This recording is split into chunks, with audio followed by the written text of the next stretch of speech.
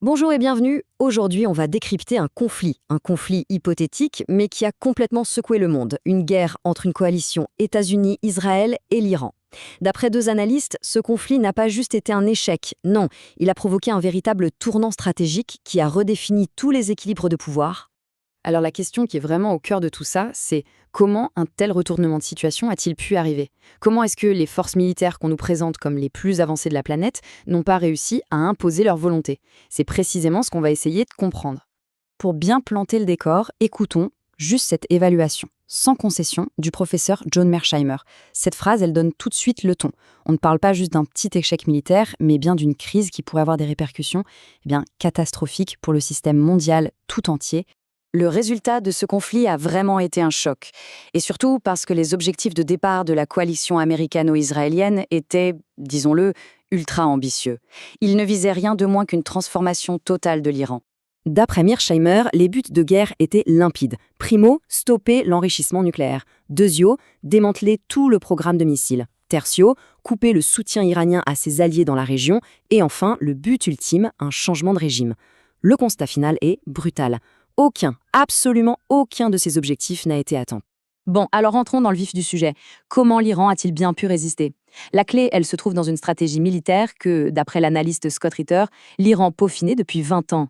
Là, on a vraiment deux doctrines militaires qui s'opposent totalement. D'un côté, le plan de la coalition, c'était le choc et l'effroi, une frappe massive et rapide pour décapiter le régime.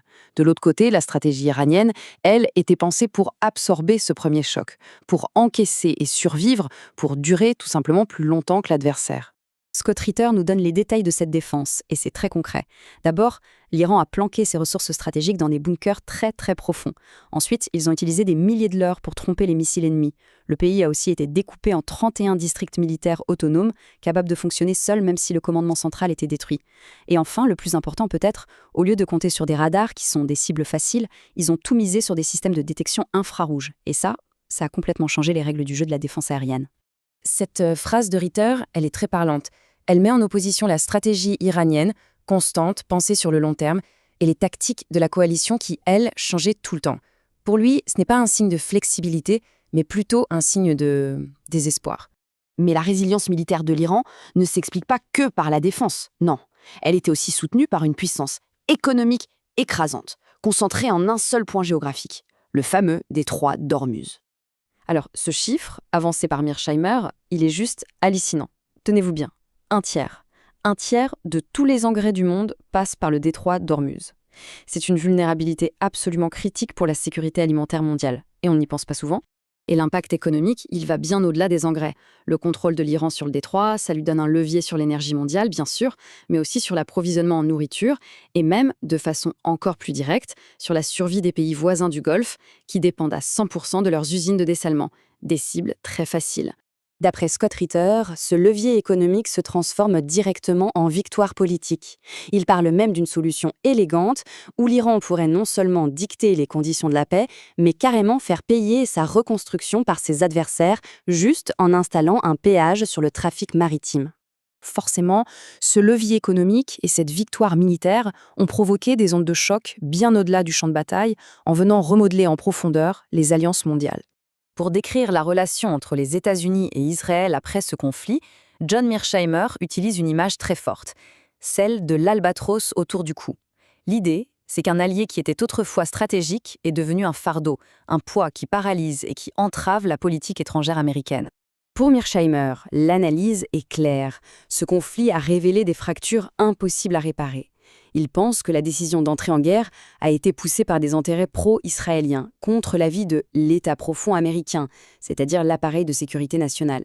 Et la conséquence, c'est que cette défaite a fait de l'Alliance un poids stratégique pour Washington, nuisant à sa crédibilité dans le monde entier. Et ce poids stratégique, il a des conséquences qui vont bien au-delà de la relation américano-israélienne. Les ondes de choc menacent maintenant les fondations même de l'ordre sécuritaire en Europe, celui mis en place juste après la Seconde Guerre mondiale. L'avis de Scott Ritter est radical. Pour lui, ce conflit, et surtout le fait que l'Europe n'ait pas soutenu militairement les États-Unis, a tout simplement porté un coup fatal à l'alliance de l'OTAN. Pour bien comprendre ce qui suit, il faut juste se souvenir de ce qu'est l'article 5. C'est le cœur du réacteur de l'OTAN. C'est la garantie que tous les membres se défendront les uns les autres. C'est le socle de l'alliance. Et voilà la conséquence ultime. Ritter explique qu'en représailles, les États-Unis pourraient retirer leurs troupes d'Europe. Et sans la garantie de sécurité américaine, l'article 5 ne vaut plus rien. L'Alliance devient une coquille vide et l'Europe se retrouve complètement exposée, incapable de se défendre toute seule. On termine cette analyse non pas avec un résumé, mais avec la perspective la plus sombre, la plus provocatrice de Mearsheimer. Face à une défaite conventionnelle, face à un Iran renforcé, la seule option qui pourrait rester à Israël d'après lui, ce serait l'arme nucléaire.